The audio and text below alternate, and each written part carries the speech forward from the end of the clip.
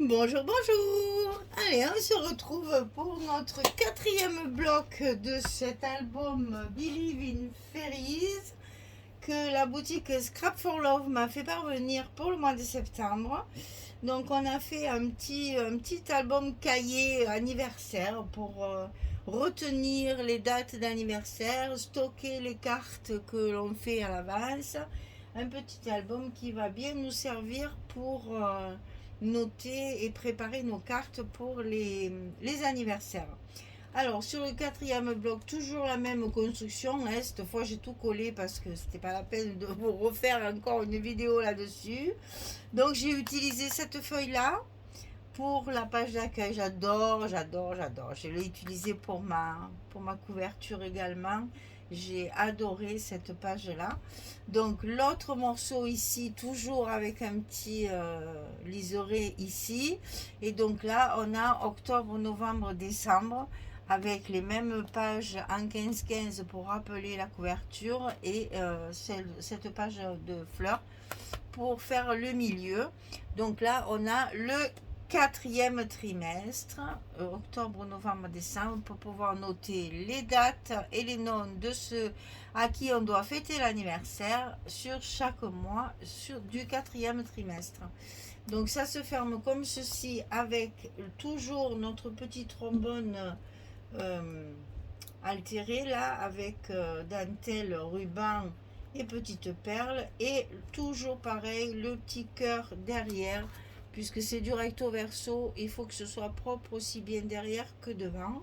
Et ici j'ai une petite breloque licorne, je trouvais que ça allait très bien avec le papier puisqu'il y en a plein le papier. Et donc ici on retrouve notre pochette avec donc la partie de la page d'avant qui me restait et celle-ci que j'ai utilisée en recto verso. Toujours mes petits ronds pour les fermetures, toujours les deux enveloppes et les deux cartes à l'intérieur de notre pochette, fermées par notre petite ficelle grise et blanche avec la petite licorne qui pendouille. Voilà, notre quatrième bloc est terminé. Il nous manque pour l'intérieur les fameux tags. Alors là, on se munit de donc 3 tags que j'ai coupés ultérieurement. Je ne vais pas vous expliquer comment. Ah, je vais peut-être vous donner les dimensions. Je n'ai pas donné les dimensions des tags. Alors moi, je le coupe à 7 cm pour faire un tag qui se tient, j'allais dire, une belle taille, quoi, hein, sur 15. Voilà. Ils font 7 sur 15. Après, je coupe mon haut avec j'ai une perforatrice là qui fait ça. Et après, je fais mon petit rond au milieu. Alors, petit rond, j'ai acheté récemment, il y a longtemps que j'en avais envie, et je vais vous les montrer. Je crois que je l'ai déjà fait, mais c'est pas grave. Il y a longtemps que j'avais envie de ces pinces-là pour faire les ronds, justement. C'est super pratique. On ne force pas, même s'il y a de l'épaisseur. Et j'ai trouvé ça sur la boutique Scrap for Love. Je me suis fait mon petit plaisir du mois. Alors, est-ce que vous allez voir? Ça, c'est moins sûr déjà. Il y a 3 tailles, bien sûr. Donc, la première taille, c'est celle-ci. C'est la plus grande. Alors, je vais essayer de vous donner le diamètre. Pas le, oui, je dis bien le diamètre. Donc là, c'est du 5 mm de diamètre. La deuxième taille, c'est 3 mm de diamètre. Et la troisième taille, c'est vraiment 1 mm. Alors, je vais vous sortir un petit papier. J'ai dit petit, j'ai pas dit un gros truc là. Une petite chute là, voilà. Voilà, on va faire donc la grosse. Voilà, ça c'est ce que moi j'ai utilisé.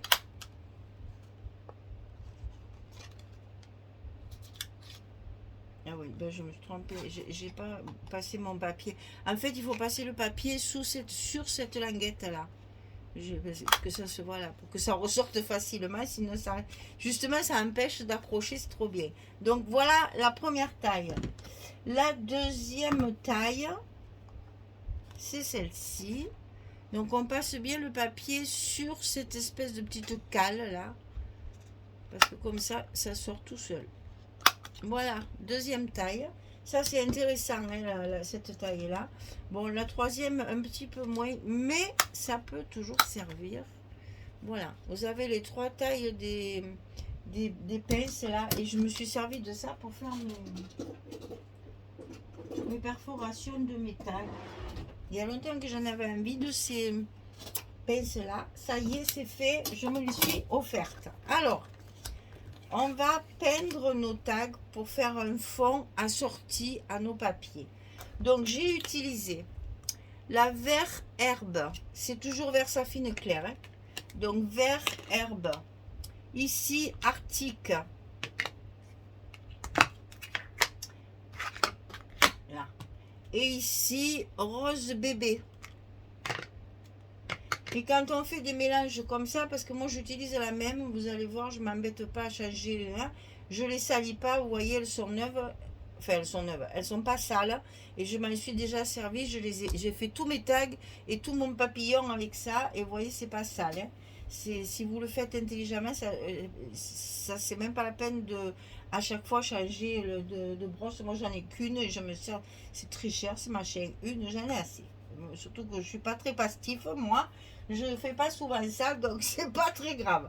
On commence toujours par la couleur la plus claire. Alors, donc, le rose. Alors, il paraît très foncé, mais vous allez voir, c'est pas ça du tout. Et voilà, on va s'amuser. On va s'amuser. On en met un peu partout. On ne fait pas attention. Moi, j'ai voulu faire un fond très fondu parce que c'est pas l'essentiel. Je change un peu de place, j'en mets un peu là, j'en mets un peu là. On est toujours à temps de revenir. L'essentiel, c'est de mettre ces trois couleurs qui sont dans le papier. Quand on a fini le rose, on passe au bleu. Parce que le vert, c'est ce qui... Alors là, attention, parce qu'il envoie, hein, le bleu. Il a beau être pastel, il est quand même relativement foncé. Et donc, en se mélangeant avec le rose qui y est déjà, quand ça se mélange, vous voyez, je ne calcule pas. Hein.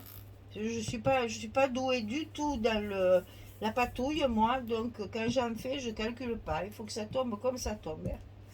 Ça va se mélanger et faire du violet avec le rose. Donc, c'est très joli aussi. Parce que ça nous fait tous les tons que l'on retrouve dans notre papier.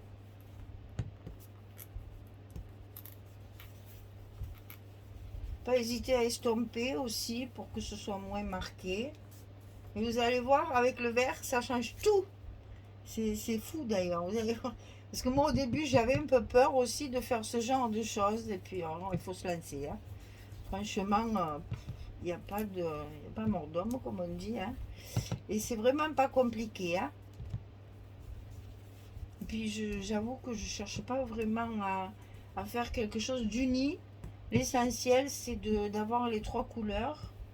Voilà. Donc là, je vais vous montrer comme avec le vert, ça va tout changer. Parce que le vert, il va se mélanger avec les deux couleurs.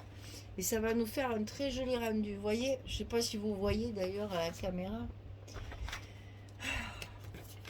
C'est pénible ça, de ne pas avoir de bonne lumière comme ça. Alors, je pense que vous verrez un peu quand même. Vous allez voir avec le vert, comme ça change tout. Alors là, quand même, je fais l'air de rien, un petit nettoyage rapide. Parce que c'est tellement fait, regardez, ça marque même pas sur mon... C'est ça qui est bien dans cette encre-là aussi. C'est que c'est une encre qui est très fine et qui ne marque pas. Même les tampons, vous allez voir, ils sortent propres. Alors, j'essaye de faire des petits effets quand même, hein, parce que je ne veux pas faire des paquets... Et après, allez hop, on mélange bien tout. Vous voyez la différence entre les deux, ça n'a plus rien à voir. Et franchement, c'est pas grand chose, parce que c'est vrai, je vous assure, je ne suis pas douée du tout. Françoise est très très douée pour tout ce qui est patouille. Et quand je dis très très douée, c'est vraiment mon opinion. C'est quelqu'un qui a énormément de talent artistique que moi je n'ai pas. Dans le mélange des couleurs, dans l'association des tons, moi je suis nulle à ce jeu. nul à ce jeu. Et là, on estompe bien chaque fois que les 3 couleurs y sont. Et on continue. Et si après ça vous plaît pas, si vous voyez qu'il y a un endroit où vous auriez aimé un peu plus de rose, un peu plus de bleu, eh bien on y revient dessus. Ça se fait toujours. C'est ça l'avantage de la Versafine. C'est que c'est une encre qui se mélange très très bien. Moi j'aime beaucoup le Versafine. Avant j'avais celle-ci, hein, on avait ça. Les premières c'était ça. Je m'insère toujours de la noire pour faire mon tamponnage, hein, vous allez voir. Voilà. Alors, mes mélanges de fond sont finis. Inutile de vous dire qu'avec la chaleur qu'il fait, je me dépêche de fermer mes encres hein, pour qu'elles ne sèchent pas. Je vais utiliser maintenant celle que j'ai utilisée pour mes papiers, la rose aubépine, pour faire forcément mon bord. Ce qui se marie très très bien avec l'ensemble des 3 couleurs que j'ai utilisées pour mes fonds.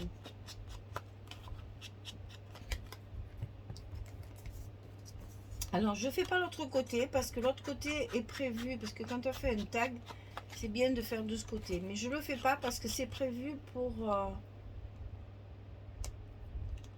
écrire, donc je ne veux pas mettre trop d'encre parce que sinon... Chaque fois, avec la main, si on transpire ou quoi, ça peut éventuellement... La Versafine, elle ne se mélange pas à l'eau, mais bon, ça fait rien. On risque de se salir. Alors, pour que la personne qui va utiliser tout ça ne se mette pas de l'encre de partout, je n'en mets pas de l'autre côté. Voilà ce que ça donne une fois terminé.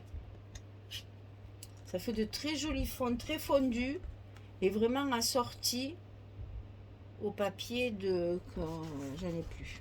Je ne peux pas vous montrer grand chose, mais bon voilà, c'est très assorti à notre collection. Donc ça on enlève, c'est fini.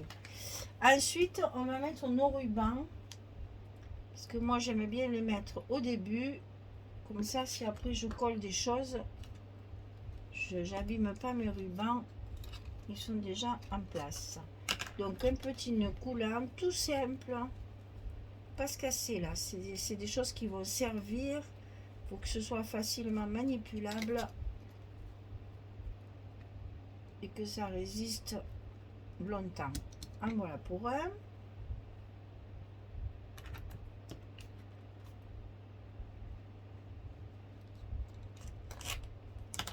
En voilà pour deux. Alors j'utilise un petit crochet pour les sortir du trou parce que je trouve que ça va plus vite.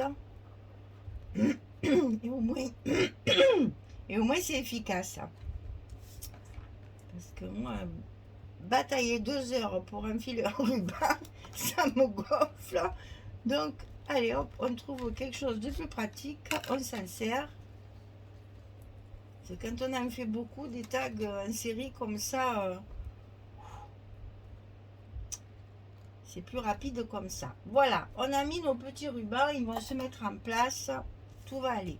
Donc maintenant, j'ai coupé dans ma couverture, toujours pareil là, mes petites bandes. Donc j'en ai choisi 3.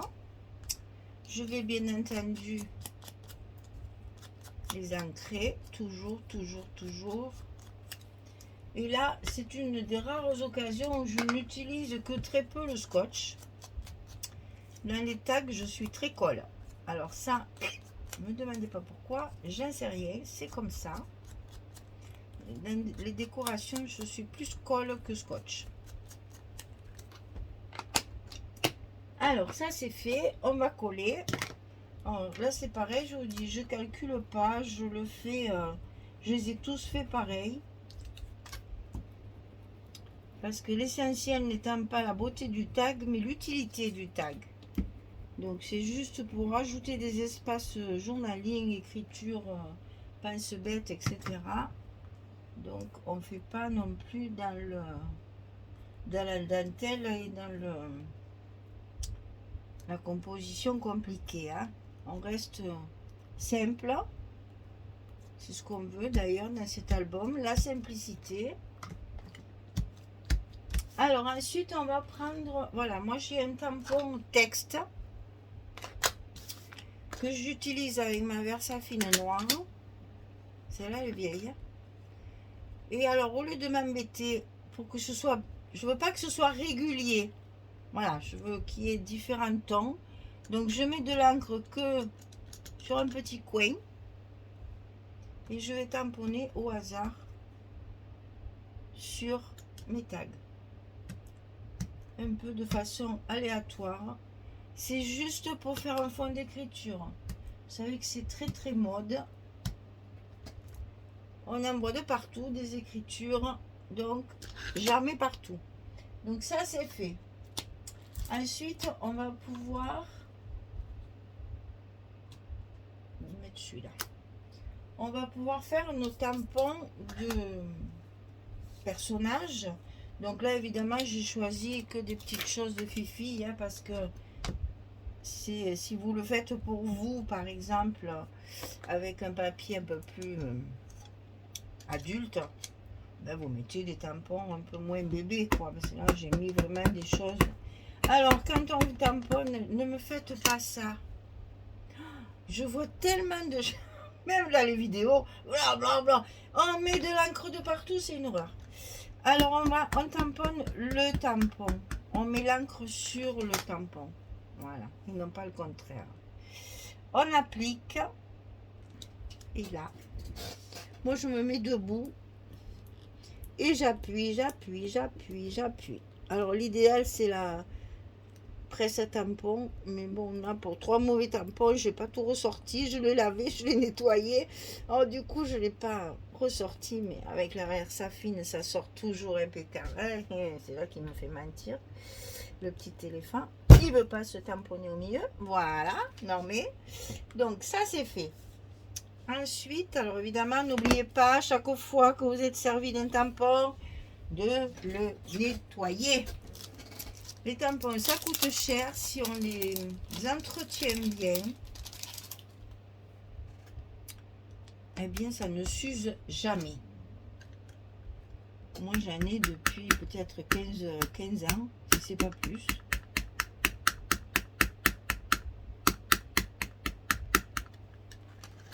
Alors, la petite souris qui fait du parachute avec sa feuille, là.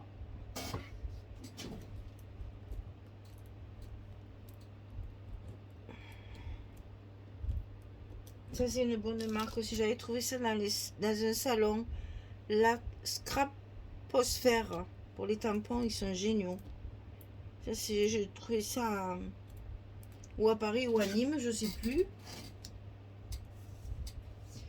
Moi, ça se fait que mon cœur, je dois avoir un trou dans mon... Ah, ça me plaît pas. Je vais chercher ma mousse.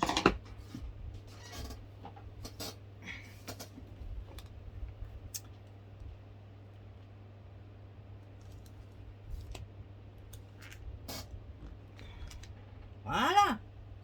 Mais, alors, le deuxième. Hop, allez, au nettoyage. Et le troisième, c'est la petite souris.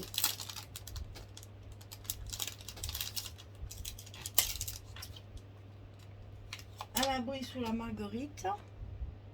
Trop belle. Ça aussi, c'est la même marque, tout ça. J'ai la tortue aussi de la même marque. La petite tortue.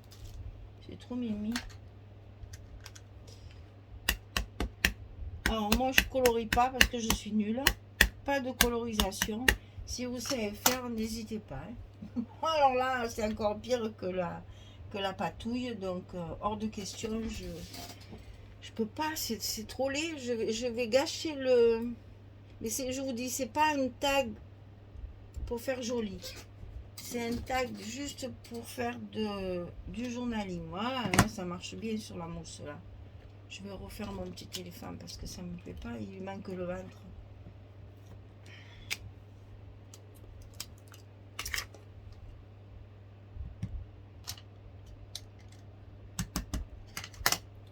Juste le cœur. Voilà l'utilité de la presse à tampon. Hein. Quand on a quelque chose qui est raté, eh bien on peut refaire et ça tombe bien en face. Voilà. Ah non mais... Alors, ça c'est fait. On va tout mettre de côté pour tout nettoyer après. Mes petits tags, ils sont terminés. Attention, la Versafine, elle sèche pas forcément immédiatement. Donc on y fait bien attention. Et là, on va pouvoir mettre nos tags en place à l'intérieur de... Et voilà, ça aussi, il faut pas le faire.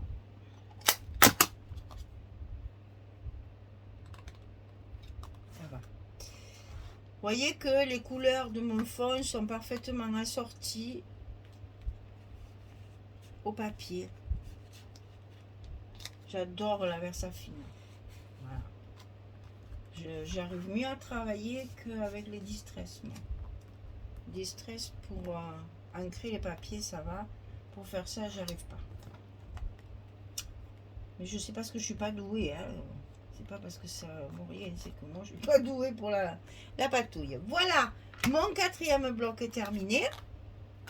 Je vais pouvoir... Alors, c'est ça que j'allais vous dire aussi.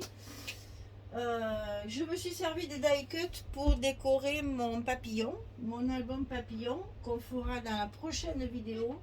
Mais il me reste ça. Le paquet où il y avait le petit tag. Ça, c'est un truc que j'avais essayé de découper. Et puis, c'est pas joli, il y a trop de blanc. Il me reste tous ces petits tags ici. Puisqu'elle m'a envoyé ça. Et c'est ça dont je vais me servir pour faire mes petites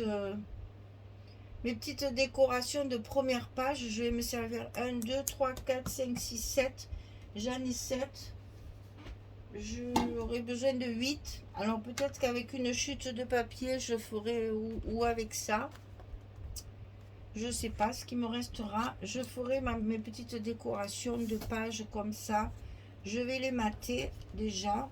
Je vais voir si une fois ancré. Oh.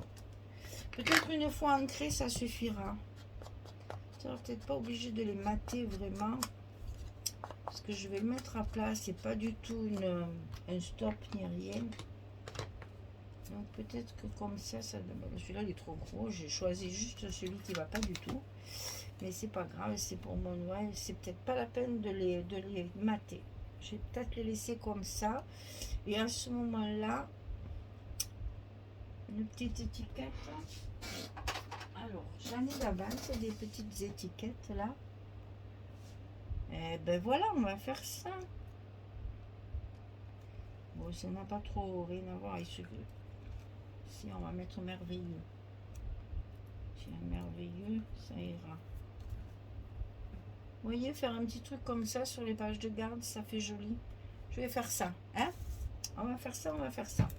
Ça nous fera toujours une décoration supplémentaire parce que tout ce qui est die cut, je m'en suis servi pour mon album papillon. Donc, j'en ai plus.